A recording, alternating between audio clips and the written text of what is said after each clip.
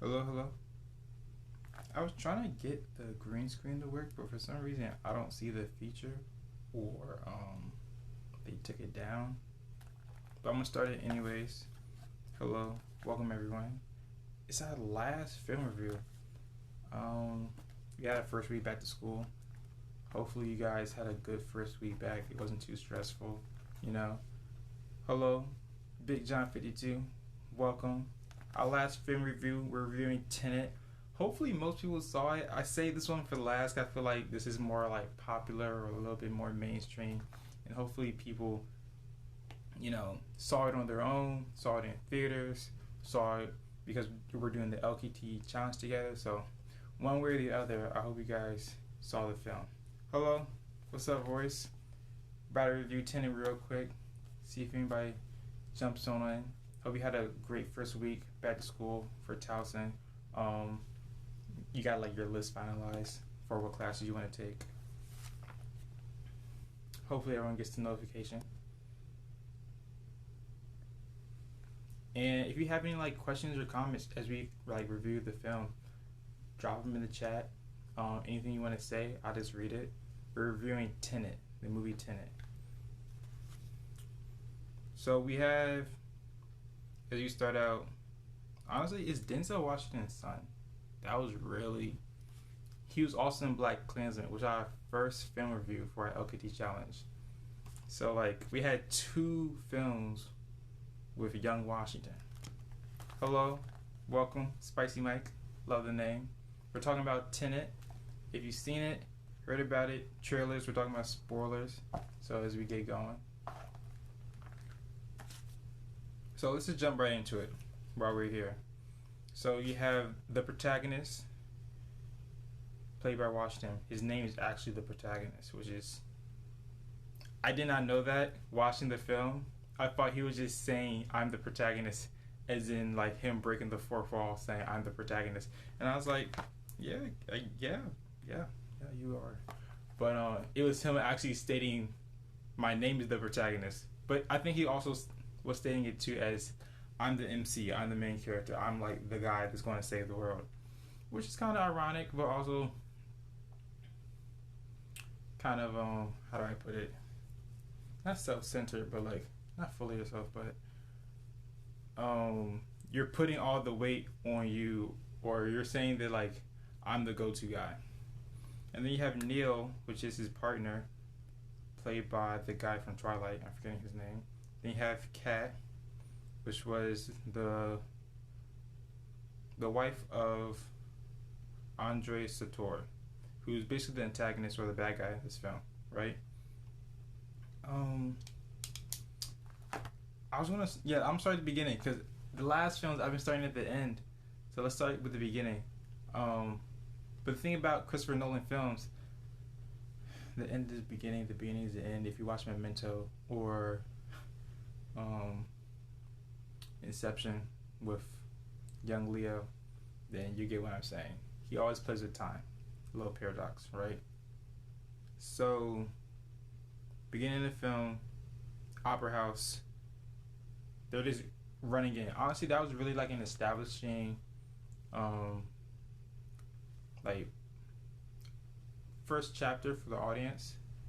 So we're getting to see how time works within the film because throughout the whole film it's played on time, right? The whole concept of inversion of time. They're talking about how the people in the future sent a bomb to the past to kill the people in the present because they didn't want them to learn about basically how everything works as far as like time travel. It's not really called time travel, but to simplify things, because this film gets really complicated in the lingo, the dialogue, the verbiage. I'm saying time travel, okay? Time travel in order to prevent a nuclear World War III from happening. Instead of like one bomb being dropped and killing everyone, it's a bomb that's being dropped in the past, basically, and killing everyone off in the past. That's kind of what we're fighting against in the present, but the future people sent back for us to kill us off, basically. And the antagonist, Andre Sator, was like, yeah, I'm gonna side with the people in the future who are the bad guys because he was dying of cancer, and he was like, if I'm going down, everyone's going down with me. Hello, welcome Maria. Talking about Tenet. If you've seen it, comment. If not, you can stay. As we go through it. So Andre Sator, bad guy. His character arc and thing was very like consistent, at least. Like with his relationship and dynamic with his wife, had the same theme and aspect of, oh, if I can't have you, then no one can have you. Which was his same theme about the bomb, or how he viewed the world. Since I'm gonna die, everyone's gonna die, and I'm taking everybody with me. Seems a little tropey and cliche to me, personally, because how he said it. Like I understood the premise of it, which is fine. Like you can use old plot points that are in other films. That's fine. Like I do it too, but just how he said it, I just didn't like how he said it. Just the delivery for me personally. But honestly, how the cuts were being made a little bit. Okay, I don't want to jump straight into cinematography, but let's just start it a little bit. Cause we're gonna get back to the story one way or the other, because the story's crazy. But just for the cinematography wise and cuts in the editor, so the cinematographer was, sorry if I'm mispronouncing your name, but Jorge Von Hortima, and the editor was Jennifer Lane. My apologies if I mispronounced your name. But between those two, one, I do like a lot that how they have their the quote unquote time inversion shots when they show we're along with them. They're showing what happened in the present, and then they towards like the third, fourth act, like the third act really, they show what happened in the first act again to remind us that this is on repeat. So it's happening again for a second time, but the perspective is changed because now we know who like the masked characters are in the combat uniforms. Spoiler, it's the protagonist, aka young Denzel Washington's son. Okay, because calling him the protagonist is not a name, but it's a name they call him, but I like to call him MC. Okay, main character, MC for short. So MC is fighting himself. The combat scene, I love it. It shows the shakiness in the camera, so they're doing like probably like a handheld or a shoulder rig, and yeah, it's a stump double. But we don't know at first that he's fighting himself.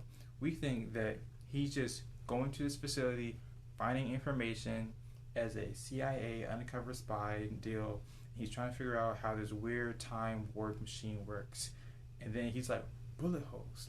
And they show them on the glass. And he's like, wait, somebody's been here before us. And then he comes out of the machine because he had to use it in order to save Kat because she got shot by the inversion from her husband, Andre Sator. Their dynamic is the, I guess, the trope of the relationship of how the abusive spouse and husband. That's their dynamic in a nutshell. So he shoots her indirectly. Like he time warps it. It's weird. Okay, you gotta watch the film at least twice though to understand like everything, because I don't even understand like the verbiage. The visuals are great because that really helps me like get it through. But as far as like the words they were saying, like when Neil's talking about how time works and how don't touch yourself, like the other version of you, I was like, why? Like, I guess. He was like, you'll die, basically. Sure. We'll just take your word for it, even though I feel like no one has ever done that, and even though he kind of fought himself. He didn't touch himself like directly, because Neil's also a physicist, so he's like the protons and electrons and neutrons and collision and whatever this symbol was. Tenet. That was cool as a keyword in the beginning, but he only in like MC, aka protagonist, only use it like 3 times. They're like, oh, it can unlock doors and close doors or open doors that shouldn't be open. So be careful when you use this little password. It was cool in the beginning. Like he opened up connections and networks to people, but by the end, we stopped using it. It was just all on him and Neil and Kat, and it basically them three against Kat's husband and his like militia military versus the British intelligence, I guess, and CIA, because Neil was a part of the British intelligence, I believe. I'm not sure. Okay, but moving back through to the cinematography, the matching shots from the first act to the third act, amazing in my opinion, because it showed key moments. So in your brain, you're like, oh, I remember this happening before, and now it's happening again. So we're traveling through time. So instead of a flashback, if you watch like Christopher Nolan's Memento, when he starts at the end of the film, the end of the film works back to the beginning, I believe. I watched it, but I gotta remember how it works. But as he backtracks through, this time they're like meeting at they're literally actually starting at the end of the film. How it's written. So how like Nolan wrote the film is that we're seeing the end before the beginning. So honestly, in my opinion, there's gonna be a part 2. Because we see the explosion of the bomb, but we don't see the actual setup of how the protagonist, MC, knows all this. Because low key, MC's from the future, hired Neil, and then Neil came back to the past technically in order to help present day MC. Hey, what's up, Cam? Doing a film review on Tenet. You guys any questions or comments? Write them. I'll read them. We're just walking through spoilers if you haven't seen it. Yeah. Watch the film, I guess. Or you can stay. We can just chat it up. But basically, in my opinion, like my theory is that the third, there's 3 versions of Neil, basically in my opinion. You have present day Neil, future Neil, and then the third incurring Neil who goes back in time. But like the first Neil we saw at the Opera House and the other version of Neil we saw at the end of the film. Those 2 versions are like the third version for me personally, because he always is wearing that red ribbon like on his like combat like uniform for the army, and that's like the telltale sign for MC, the protagonist, to know, wait, how do you know all this even though I never told you all this?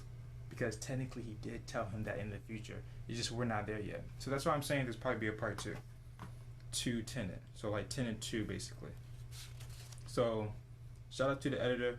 Shout out to the cinematographer. I love those shots. But it was really confusing though as far as the verbiage, so I wasn't really listening too hard. But the visuals did match always what they were talking about. So when there was like a flashback to Andre Sator's life, the antagonist, it actually showed him as a younger man in the military and how he just happened to stumble upon, they call it the plutonium. That threw me off only because like Superman plutonium and like comics, and I was like, we have plutonium nowadays, but plutonium is the actual element within like, you know, chemistry. So yeah, we have plutonium. But he just happened to just run across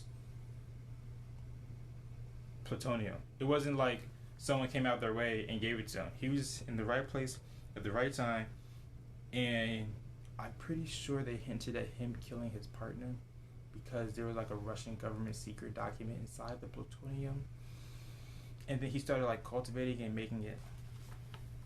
So like he's an arms dealer slash something else he did as a front. Just to touch on this real quick, a plot point to this whole movie is like the grandfather theory. Basically to describe this film is that if you were to hypothetically kill your grandfather before basically he had you, before he had your dad, would you technically die? The answer is that Neil said it doesn't matter. One, the people from the future who are trying to kill us in the present don't care. Two, basically what I thought was that if they even do kill like the grandfather or us, it won't affect them in the present. It won't affect them in the future because their future is their present. In my opinion, I could be totally wrong. But also, I think Christopher Nolan was also hinting at that this is like, as far as the audience, in my personal opinion, I feel like Christopher Nolan was telling the audience that it doesn't matter. You don't need to understand my film, you guys. You just have to watch the film. Like, in my opinion, like, he was saying that the version of time that works in Tenet doesn't matter because bombs still go boom. Basically, the essence, when I wrote that down, I meant that it doesn't matter if you don't understand the lingo, the verbiage, or how time and the concept of time works within Tenet.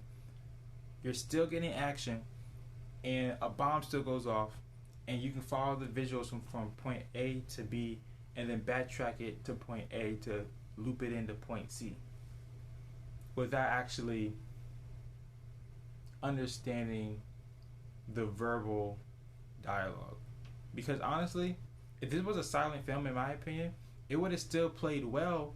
Or if there was like less dialogue, it still would have played amazing, in my opinion, because the visuals were just so on par with what was going on. Like, you really didn't need to know what they were talking about, which is good but bad. But good because I didn't know.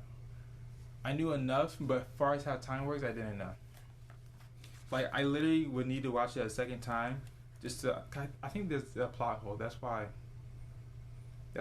it's like rubbing me the wrong way. Because at the end of the film, real quick, let's just jump to the end. Because at the end of the film with Kat, she kills her husband, right? Which is fine, you know. He was abusive. You know, movie stuff. So you can feel like, you know, that feeling of like redemption or justice for, you know, that character. So good on her for like that character development and arc. So she's finally able to get over that emotional, tragic relationship. But my issue is they told her not to kill Andre Sator. She kills Andre Sator, and then there's no consequence. Like, they literally were like, don't kill him because we need him. She kills him, so I guess we really didn't need him.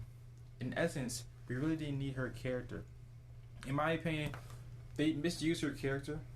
Far as the angle they were trying to play, they were trying to play the angle of like mother-son. Like, she was only in the relationship with Andre Sator because he was controlling her through her son.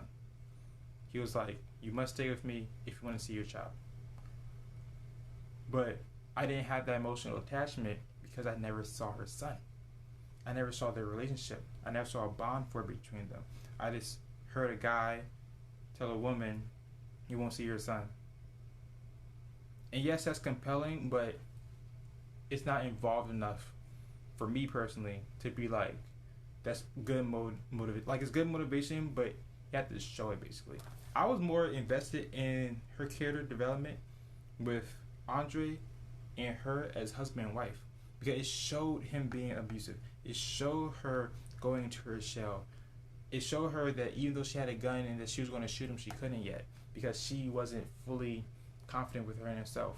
Like, that dynamic was much stronger and compelling to me personally because they showed her actions and what she could and could not do yet until the end of the film when she decides to actually kill her husband because how much crap he put her through and how much she was already invested with the protagonist and Neil, and how she was already a part of basically saving the world and making sure the bomb didn't go off and tear away the threads of like time.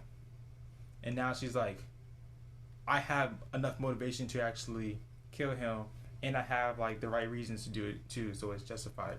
Versus playing the angle of, I'm doing this for my son, which is good because you want to see your kid, but it just wasn't there for me because we never see the kid. Like, we see him twice, but it might as well just be like an insert because it's like a wide angle and they're far away and we're always viewing them from a distance, so we never get that emotional attachment in like a close or a medium close. And like they show him at the end and they show him when he's coming from school like 2 times. It's just not enough for me personally, but it's always there though for attention, so that's fine.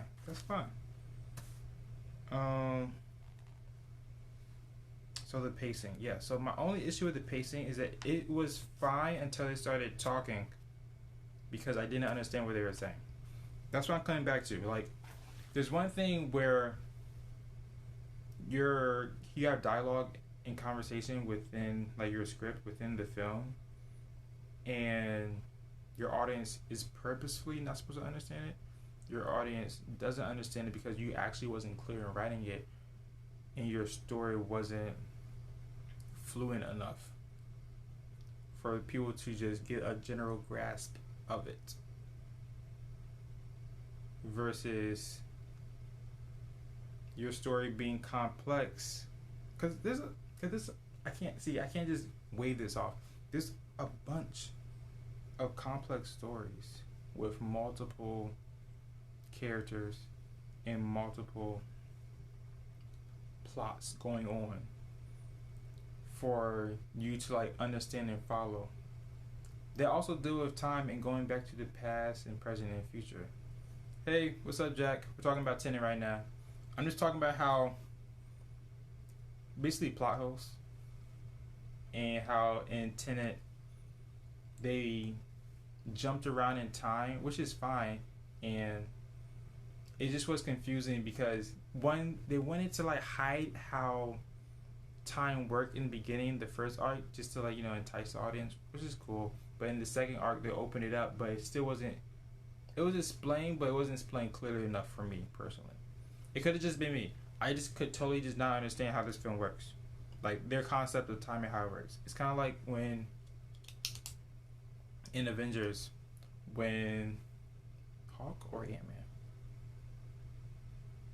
I think it was Ant-Man, when Ant-Man was talking about how time worked when they went back into the other, when they went back in time through the portals, and they had like the multiverse, and that was fine because they explained it well enough and changed the concept of how going back in time works. Versus here, you go back in time, but you're really in the present, which is fine, but how do those people not see you? How are they not also going to go back in time as well? Why can't you touch your present self when you go back in time? Why do you gotta use this weird machine that goes in a circle? Who made those machines? Like, and why is it that these weird cranium, like plutonium devices, are the only key in order to either create the machine or blow it up in order to destroy the present day Earth? A lot of questions. Let's set that aside. My point being, whenever they talked about what I just told you guys right now, and there wasn't any action going on, it just seemed slow. It just drug on. Not because it wasn't interesting. It just, you couldn't understand it, which made it not interesting. You can talk about making dictionaries, or making oatmeal, or watching paint dry, but it could be interesting as long as people understand what you're talking about. That's my thing. It's not that it's too complex in going over people's heads. It's just you have to actually know what the heck you're talking about. But when you're talking in theories about time inversion, it's kind of hard. It's like Interstellar, and they're talking about wormholes. Okay, like I got that. I understood that much better than this, personally. But that's confusing still because, one, unless you're like Neil deGrasse Tyson, you're not really going to know about wormholes. And two, you got to explain to people who don't know about wormholes. Okay, moving on. Opera House, Total Science, yep. Use Cat, yep. Yeah, the emotional thriller later, detention. Yeah, son. Yeah, it just felt like Cat was kind of like drug around by the men. And she was just used. Like they even said they were using her. Even the protagonist used her, and he was like, the protagonist, his arc was weird. Like he was sorry that he was using people, but he still used people. Like, are you an undercover CIA agent who's like cold and heartless, but you just have a heart? Like, don't they train that out of you? Like, I don't know how that works. Cause he was always like, oh, let's like reduce the casualty of possible civilians in the area. Like, Nolan went out his way to write that in his character for the protagonist. So obviously, he still wants to be considerate to the world around him while he's trying to save the world he lives in, which is fine. But usually in that line of work, people are emotionally, I don't want to say turned off, but they're cold. Like, they're like 1 + 1 is 2, and there's no if and buts or about it. We're not bending the rules for anybody. But for the protagonist, it seemed like he was always trying to like find a way, like find. It seemed like he was always trying to find the path where he can still get the outcome he wants, but without doing as much damage to like the environment or civilians or accidentally hurting somebody, which is like good morals. But at the same time, it's kind of like time is of the essence. We can't really worry about this. We gotta we gotta wrap this up. MC, like, you gotta save the world, which comes to my other point: how when they do save the planet from emanating danger from above, whatever, no one knows it. So I keep on going back to the theme, which I saw a lot, that this is a thankless job, like being a firefighter or being an inspection person for bridges. Like a thankless job. Like, if you do your job properly, nobody gets hurt. But if you don't do your job, then a lot of people die, you know? And that's what Tenet is for me. If they do their job properly, they end conflict or aggression or bombs before they happen, before they go off. They stop the threat before the threat happens, basically. But nobody knows that you stopped it. And you really can't prove it because you stopped. You see what I'm saying? Which is cool because I like that concept, because like that's like everyday life. People, like police officers, like they calm down a situation, no one gets hurt, everyone goes home, everyone's safe. It doesn't make the news. It was like what Neil said. I keep on quoting Neil because Neil literally explains the movie while he's in the movie, indirectly through like metaphors and quotes. So like Neil was saying, where's my quote at?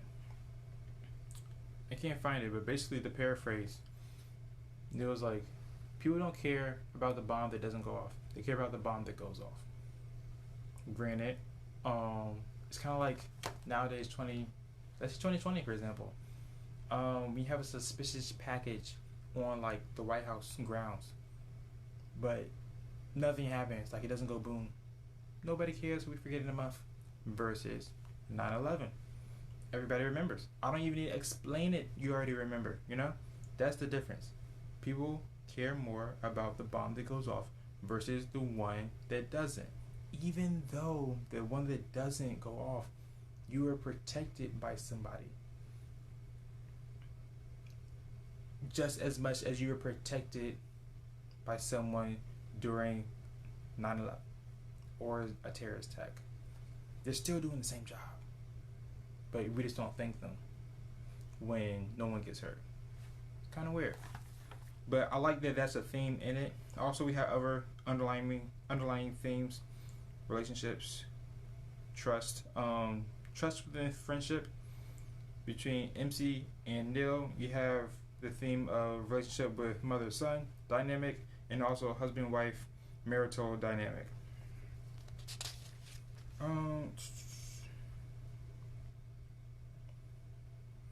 Yeah, so end of film. I do like the end of the film.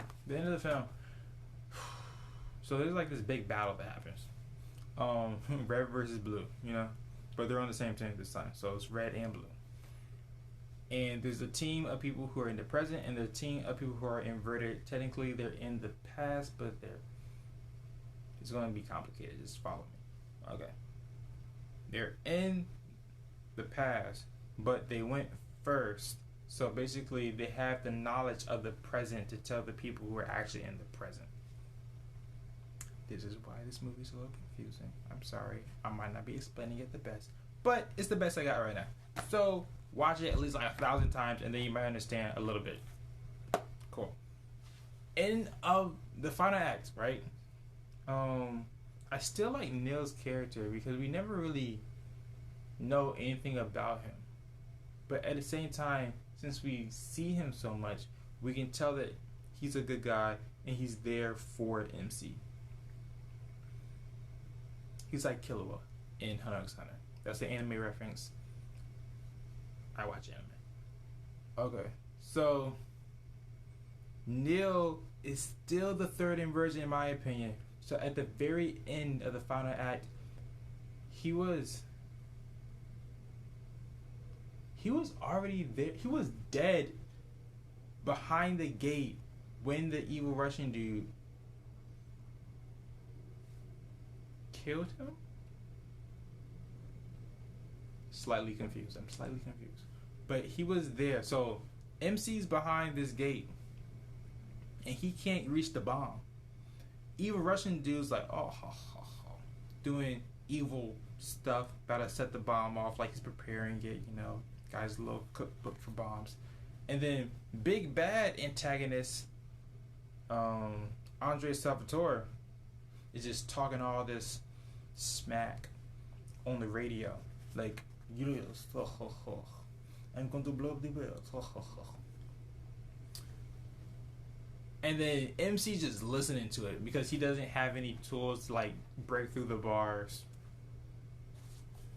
And they shot you know the Flash is this movie? The Flash from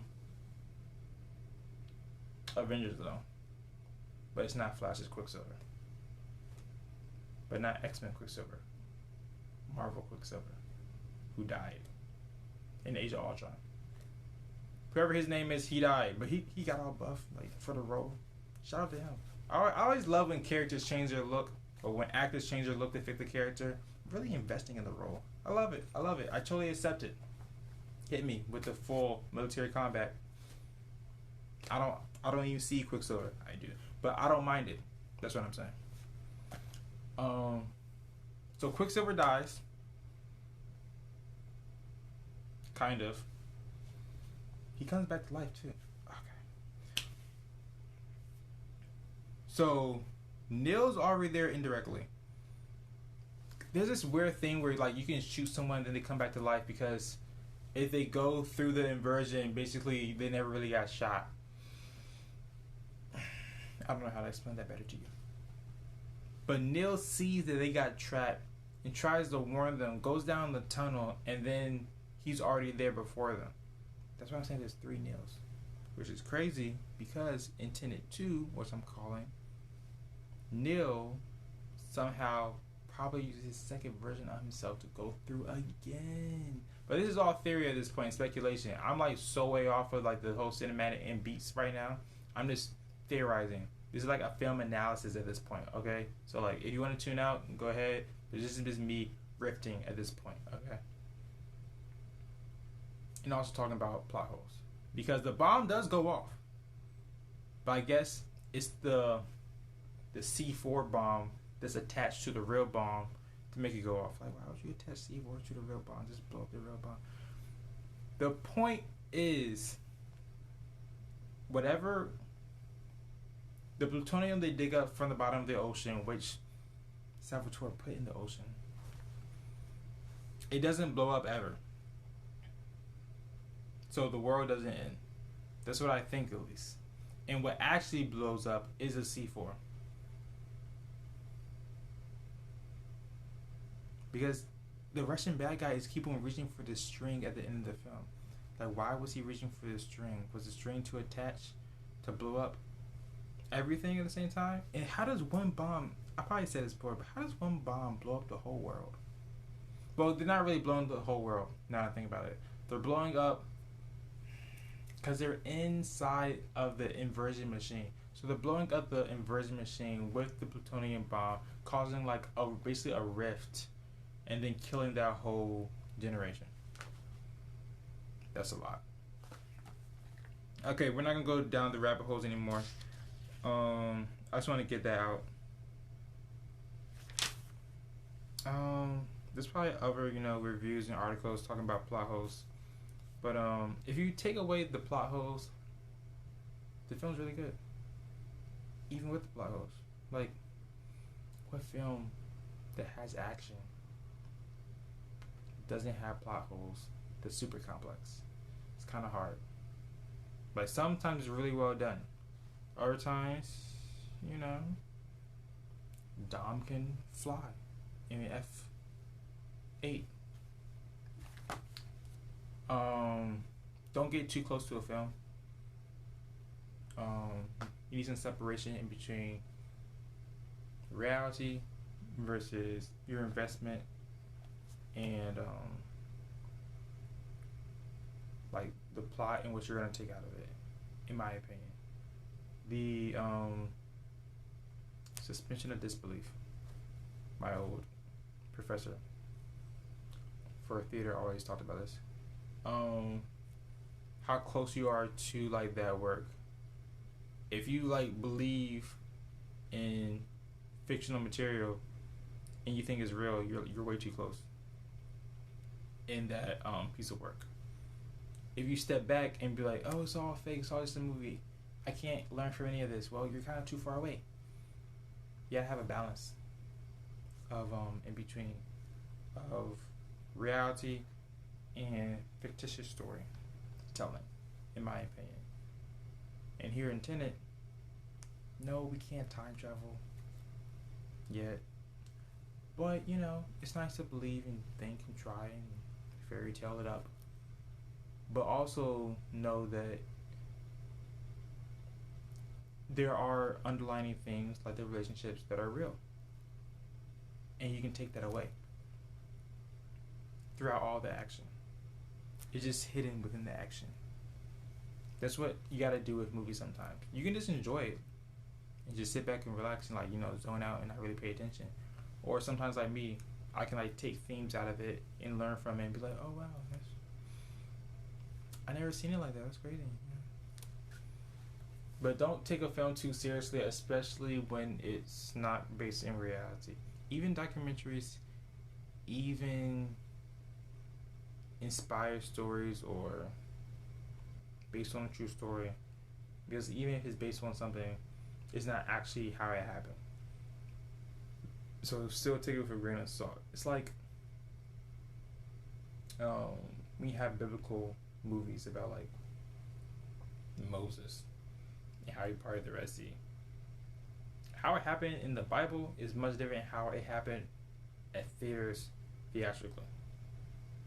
Basically, all I'm saying is when you look at movies, don't get too invested, but enjoy yourself. That's all. That's all. Okay, so I'm going to wrap it up. Thanks for coming by, you guys. Thanks, Jack. Thanks, Kim. Thanks, Almighty. Thanks, Maria. Thanks, Spicy Mike. Thanks, Royce. Got a wedding. Can't stay. Appreciate it. Thanks, Big John, stopping by. Thank you, everyone. Last film review. We got through our 5 LKT challenge. Hope you guys have fun. Hope you guys have a blast on your first week. About to go into the second week. Hey, it's Labor Day. Shout out to all the vets. Thank you for your service. Everyone enjoy your day off. If you have a vet in your family, make them some food. Give them a good time. Rub their feet or something, My grandfather served in the Korean War. So always pay your respect to your elders and to people that served. Okay? So next LKT meeting, we're saying around it's gonna be Sunday at 7, but it's gonna be in person at Towson campus. Hopefully September 12th, but we gotta confirm the room. But we'll let you guys know for sure. Um, through Instagram, Facebook. Okay. My name's Steve from LKT. Thank you guys. I appreciate you guys listening to me, or just jumping in, or just saying hello. I'll be on campus. Come by this Thursday. We're doing a meet and greet at CQ Arena. Okay. So if you guys are interested in joining LKT or general, stop by, say hello. Sheer and Kayla are going to be there too. Sheer's your other co-pres, and Kayla is also part of eBoard. Okay, so just come by, say hello. Let's get involved. Let's make some more films. Let's make some more like commercials for other TU clubs, and continue this professional production film society that we have going on. Okay, I'm Steve. You guys take care. Thanks for stopping by. That was the final review for our little 5-week challenge for Tenet. And I'll catch you guys next time in person. And we have more game events, online events, in-person movies, in-person reviews, script readings. What else we got? Oh yeah, we're always gonna be on sets.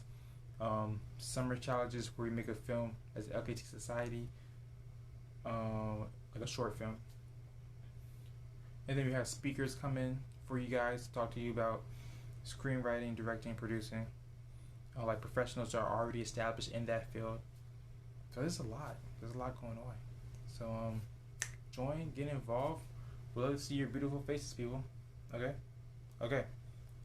I'm out. You guys take care. Love you all.